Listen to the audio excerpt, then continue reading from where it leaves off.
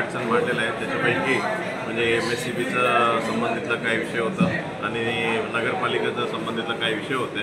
ही सर्व विषयावर संबंधित डिपार्टमेंट उत्तर दिलेलं आहे. पोलीस डिपार्टमेंटमधनं आम्ही जे काही साधारणपणे दरवर्षी सूचना देत आहे म्हणजे स्थापना करताना ट्रॅफिकचा कोणत्याही अडथळा होणार नाही आणि विसर्जनाच्या दिवशी खास करून पोलिसांनी जे काही सूचना देत आहेत सूचना पाळावी आणि वेळेचं बंधन पाळावी आणि DJ मुले मागच्या वर्षी काही ठिकाणी म्हणजे आपल्याला जे मुलांना काही म्हणजे कायमस्वरूपी हिअरिंग प्रॉब्लेम झाले होते.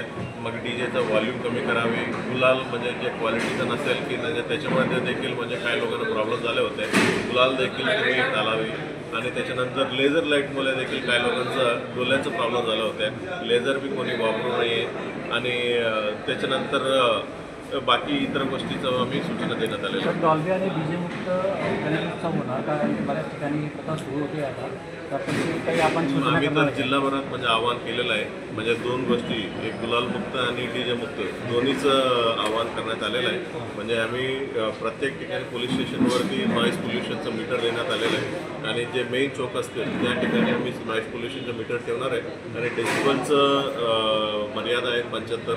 ते डेसिबलपेक्षा जास्त झालं ते संबंधित DJवालावरती देखील कारवाई होईल आणि DJवाल्यांना सर्व लोकांना पोलीस स्टेशनला त्यांना नोटीस देखील देण्यात आलेलं आहे. सर सुलेमान खान हत्याकांडानंतर शहरात कायदा व्यवस्थेचा प्रश्न निर्माण झाला होता. शहरातील CCTV जे पोलिसांचे तिसरा डोळा आहे तो बंद आहे तर त्यासाठी काही प्रयत्न असणार आहे.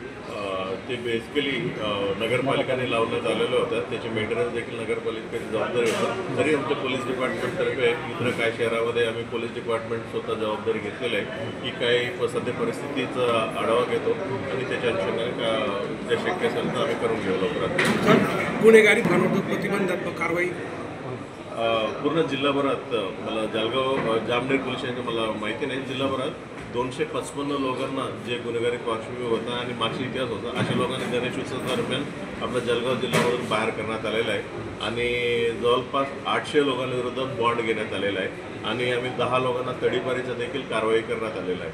म्हणजे ही सर्व कारवाई आणि त्याच्यासोबत जे अवैध धंदा असतील खास करून अवैध दारू त्याच्यावरती देखील विशेष मोहीम आम्ही राबवत आहे आणि ती सर्व आमचं काम आणि जे मीटिंगमध्ये आम्हाला फीडबॅक भेटत आहे. आम्हाला पूर्ण विश्वास आहे गणेशोत्सव आणि सर्व येणारे सर्व उत्सव शांततेने पार पडतो. लायसन्सधारी ज्यांच्याकडे हत्यार आहे त्यांना जमा करण्याचे काही आदेश वगैरे असेल या साड्या नाही.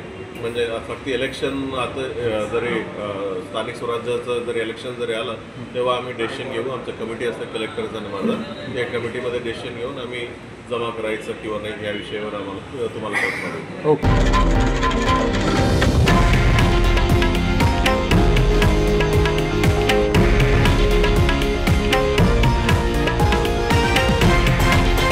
हे आहे देशातील नंबर 1 न्यूज नेटवर्क आणि आपण पाहत आहात TV9 मराठी, एकमेव.